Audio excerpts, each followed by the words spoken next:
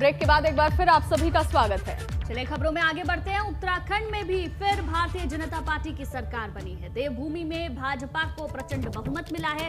48 सीटें जीतकर भाजपा ने इतिहास रचा है। ये बड़ी जानकारी आपको दे दें। और कांग्रेस के खाते में सिर्फ 18 सीटें आई हैं। उत्तराखंड में ज्यादातर सीटों पर कमल खिला है। तो एग्जिट पोल जो दिखाया गया नतीजे उससे बिल्कुल उलट उत्तराखंड में सामने आए। भारतीय जनता पार्टी ने बहुमत हासिल कर लिया है। 48 सीटें उत्तराखंड में भारतीय जनता पार्टी को मिली हैं।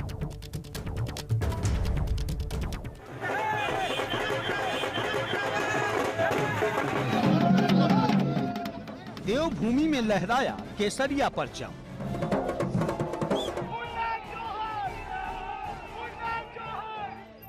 पहाड़ पर फिर खिल उठा कमल।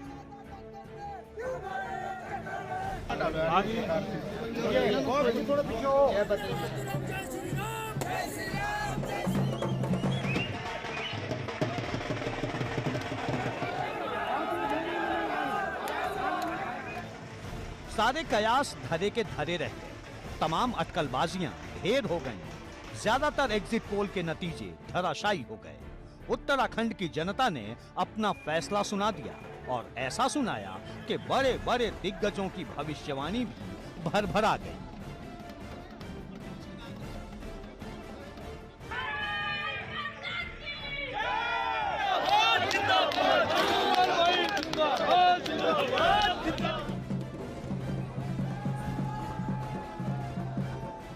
जश्न और उल्लास की ये तस्वीरें बता रही हैं कि देवभूमि के दंगल में भाजपा ने कितना बड़ा कमाल कर दिखाया है। पूरा पहाड़ इस जीत के रंग में सराबोर है। भाजपा के नेता, कार्यकर्ता और समर्थकों के लिए इससे बड़ी होली भला और क्या हो।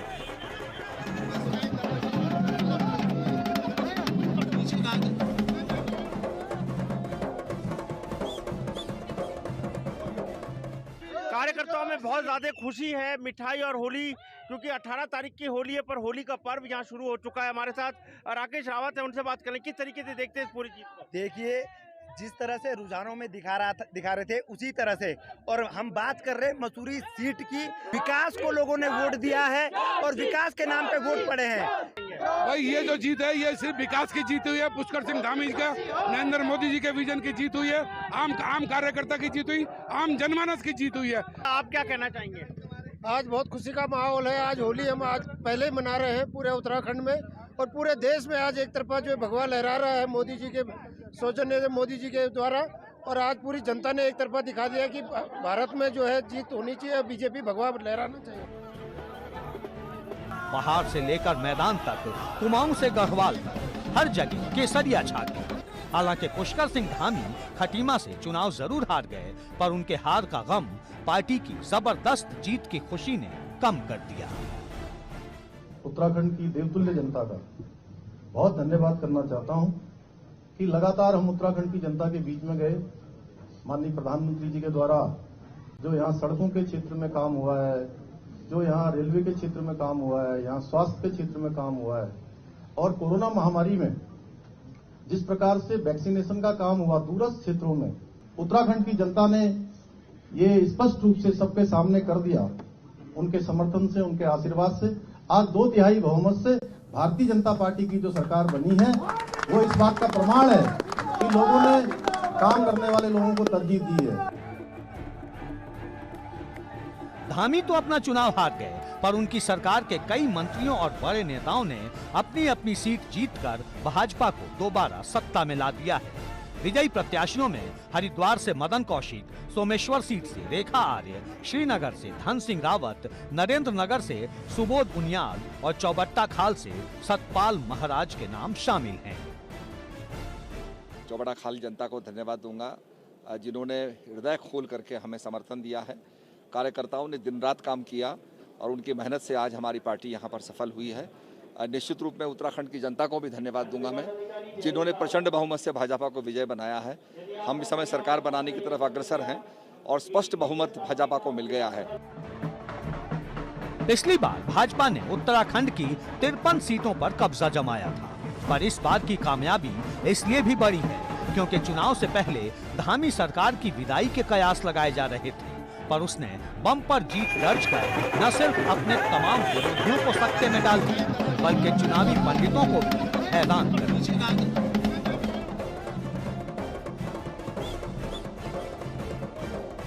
उत्तराखंड की जनता का भी और विशेषकर श्रीनगर की जनता का भी धन्यवाद देना चाहता हूं, और उससे ज़्यादा धन्यवाद मैं कोटद्वार की जनता का देना चाहता हूं कि उन्होंने हमारी दीदी को बहुत अच्छे वोटों से जिताया है। और लैंसडाउन के लोगों ने तो कमाल कर दिया, एक शेर को धराशायी करके दूसरे शेर को जो है आगे कर दिया। 70 सीटों वाली उत्तराखंड विधानसभा में बहुमत के लिए जरूरी 36 सीटों से कहीं ज्यादा करीब 2/3 सीटों पर कब्जा कर भाजपा ने ऐतिहासिक लकीर खींच दी है। ऐतिहासिक इसलिए क्योंकि उत्तराखंड के इतिहास में इससे पहले कभी किसी की सरकार रिपीट नहीं हुई। मतलब यहाँ हर बार सत्ताधारी पार्टी को हार का ही सामना करना पड़ा था, पर इस बार भाजपा ने ये मिथक भी तोड़ दिया। देश की जनता को हृदय से नमन करता हूँ, बधाई देता हूँ। मोदी जी के प्रति मैंने पहले कहा था बड़ा विश्वास है जनता का, और वो विश्वास आपको नजर आया होगा। एक प्रचंड बहुमत के साथ जो मिथक था उत्तराखंड का वो भी तोड़ा, सारे मिथक टूटे।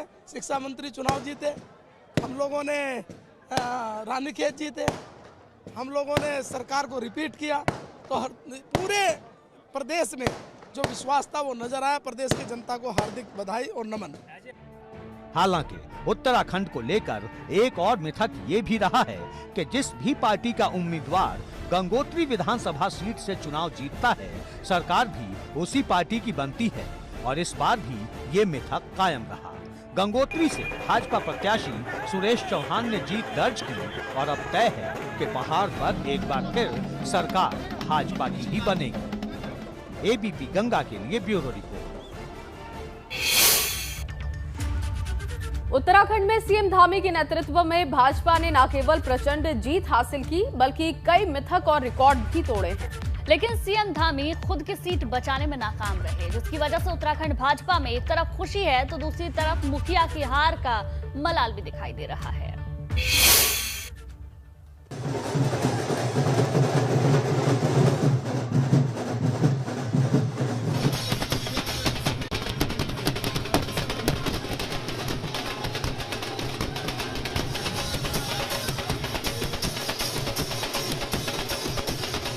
विधानसभा चुनाव में मिली बड़ी जीत से भाजपा खेमे में उत्साह है। कार्यकर्ता नाच गाकर अपनी जीत का जश्न मना रहे हैं।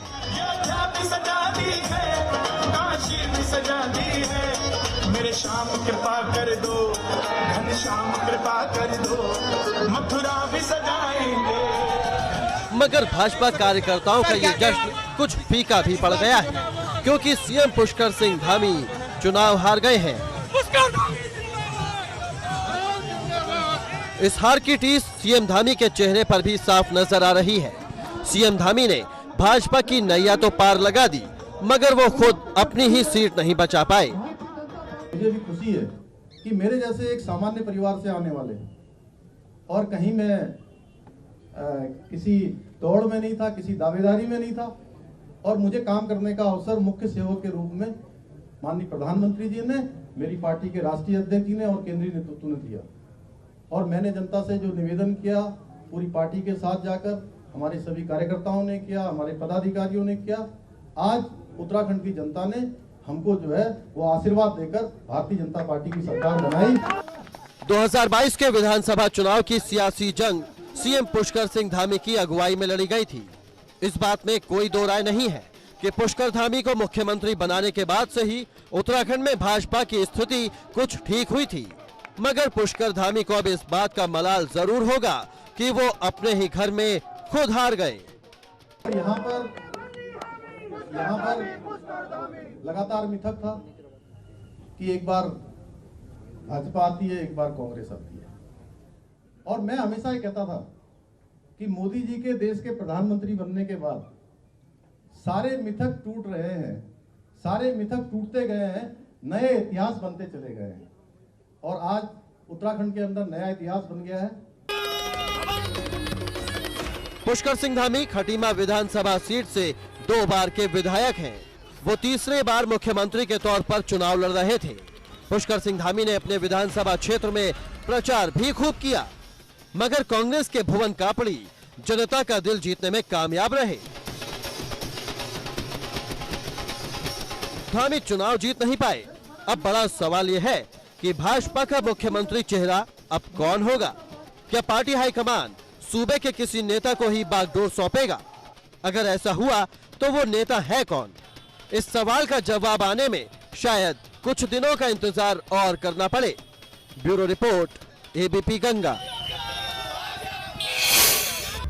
और इसी बीच एक बड़ी खबर भी आपको बता दें, चंपावत से निर्वाचित भाजपा विधायक का बड़ा बयान सामने आया है। सीएम धामी के लिए सीट छोड़ने का कैलाश चंद ने ऐलान किया है। चंपावत से जीते हैं भाजपा के कैलाश चंद गड़तोड़ी। खटीमा सीट से चुनाव हार के बाद सीएम धामी के ये बयान शुरू हो गया है। और देखिए, चंपावत विधानसभा से चुनाव जीतने के बाद विधायक कैलाश चंद गहतोड़ी ने सोशल मीडिया पर बयान जारी कर बड़ा बयान दिया है। और कैलाश चंद ने कहा कि वो सीएम के लिए सीट छोड़ने को तैयार हैं क्योंकि उनकी हार से वो आहत हैं। तो चंपावत से निर्वाचित भाजपा विधायक का ये बड़ा बयान सामने आया है। पिछले कुछ दिनों में इनकी नाराजगी भी सामने आई थी, लेकिन अब देखिए सीएम के लिए वो सीट छोड़ने को तैयार हैं। पूरा बयान सुनते हैं। आपको बिल्कुल मैंने आग्रह भी किया है, मैंने कई लोगों से अपने संगठन से बात भी की और मैं आज भी कह रहा हूँ, आपके माध्यम से भी कह रहा हूँ कि ऐसा युवा एक बार उनको बागडोर मिले। मैं आज वास्तव में पूरे सर्टिफिकेट अभी हाथ में लिया है मैं बिल्कुल अपने मन से तन से पूरी जनता की तरफ से मैं पुष्कर धामी के लिए इसको वापस सौंपने को तैयार रहूँगा। और मेरी चाहत है कि एक बार फिर से पुष्कर धामी के हाथ में बागडोर आनी चाहिए। चलिए खबरों में आगे बढ़ेंगे। एग्जिट पोल में बहुमत के करीब दिख रही उत्तराखंड कांग्रेस चुनाव नतीजों में बहुमत से काफी पीछे बीजेपी ने कांग्रेस को छोड़ दिया। उत्तराखंड की जनता ने न केवल कांग्रेस को बल्कि सीएम की दौड़ में खुद को आगे मान रहे हरीश रावत को भी नकार दिया है। देखिए रिपोर्ट।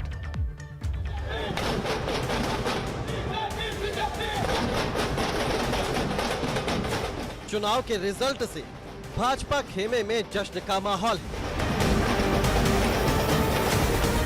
मगर कांग्रेस खेमे में मायूसी है। कदम कदम बढ़ाए जा, कांग्रेस के गीत गाए जा, ये जिंदगी है उत्तराखंड के वास्ते, उत्तराखंड पर लुटाए जा।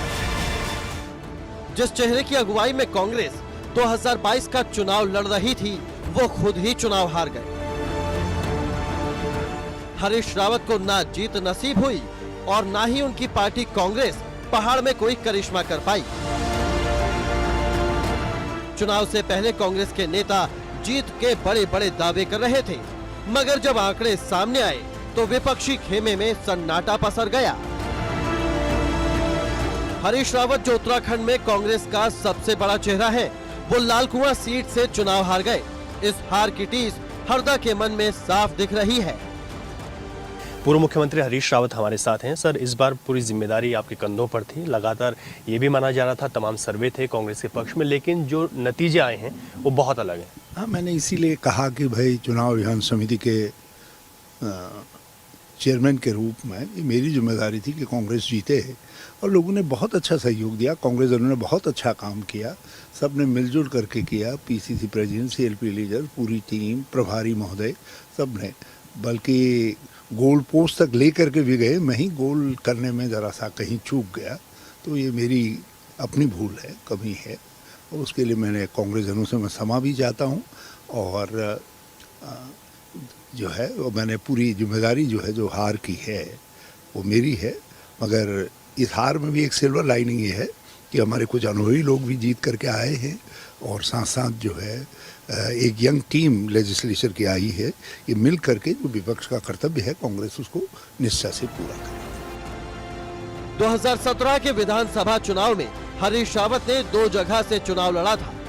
वो तब दोनों ही जगह से चुनाव हार गए थे। इस बार वो लालकुआं से मैदान में थे, मगर उन्हें इस बार भी हार का मुंह देखना पड़ा। तो क्या ये माना जाए कि हरदा का जादू खत्म हो गया है? 5 साल में हरीश रावत की ये चौथी बड़ी हार है। 2017 के विधानसभा चुनाव में सीएम रहते हुए भी हरदा, हरिद्वार ग्रामीण और किच्छा सीट से चुनाव हारे थे। उसके बाद 2019 के लोकसभा चुनाव में हरीश रावत को नैनीताल सीट से हार का सामना करना पड़ा था।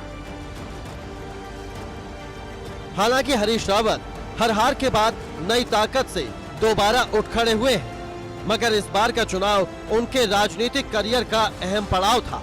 कुछ समय पहले हरदा खुद भी कह चुके हैं कि वो या तो सीएम बनेंगे या फिर घर ही बैठेंगे। Bureau report, ABP Ganga.